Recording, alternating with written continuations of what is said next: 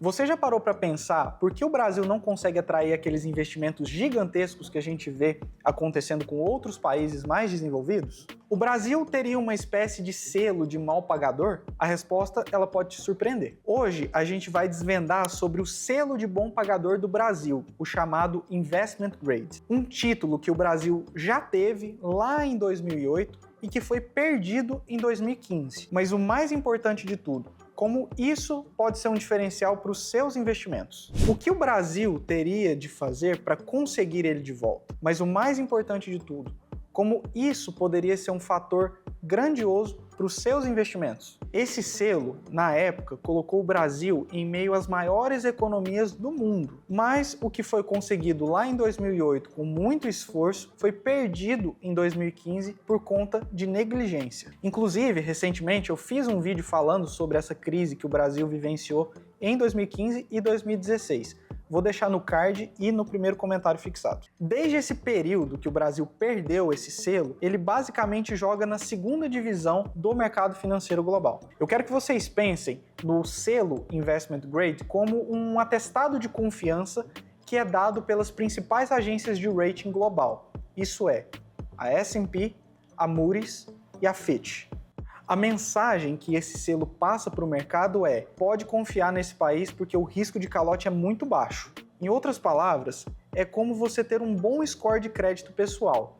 Se o seu score é alto, as chances do banco te emprestar um dinheiro a uma taxa de juros mais baixa é maior. Hoje, o Brasil ele ocupa uma posição como grau especulativo. Mas isso não é o fim do mundo para o país. Isso não quer dizer que ninguém vai emprestar dinheiro para o Brasil. Mas quem empresta exige um retorno sobre o seu capital maior. O principal termômetro que essas agências levam em consideração para dar uma nota é a relação dívida-PIB do país. Quanto maior essa relação, ou seja, quanto maior a dívida em relação ao PIB, pior fica para o país.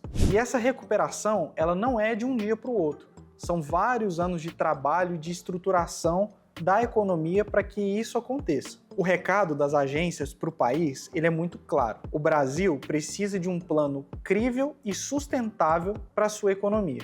A maior prioridade para o país atualmente é o ajuste fiscal. Isso significa que, na prática, o país, além de ter que estabilizar os seus gastos, ele também precisa garantir que as suas receitas continuem subindo. As agências elas também levam em consideração as reformas estruturais. Por isso, as reformas da Previdência e a reforma tributária são tão importantes para elevar o Brasil nesse aspecto de análise de risco.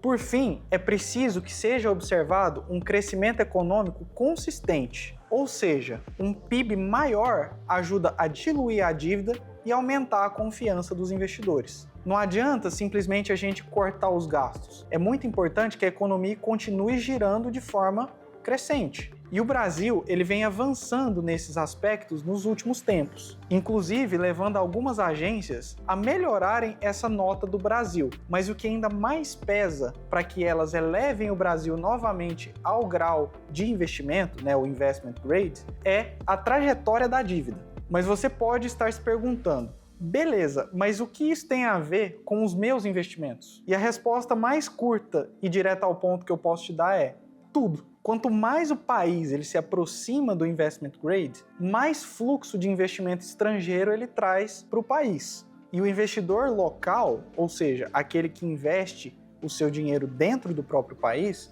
ele tende a se beneficiar com esse fluxo. E isso representa um maior fluxo de capital comprando ações, comprando títulos de renda fixa e outros investimentos aqui no país. Além disso, a entrada massiva de dólares aqui na economia do país gera uma maior valorização do real frente a outras moedas globais. Em resumo, recuperar o Investment Grade é mais do que um selo ou um troféu. É uma reforma estrutural que precisa ser feita e mantida para que os investimentos naquele país se tornem mais atrativos para outros investidores estrangeiros.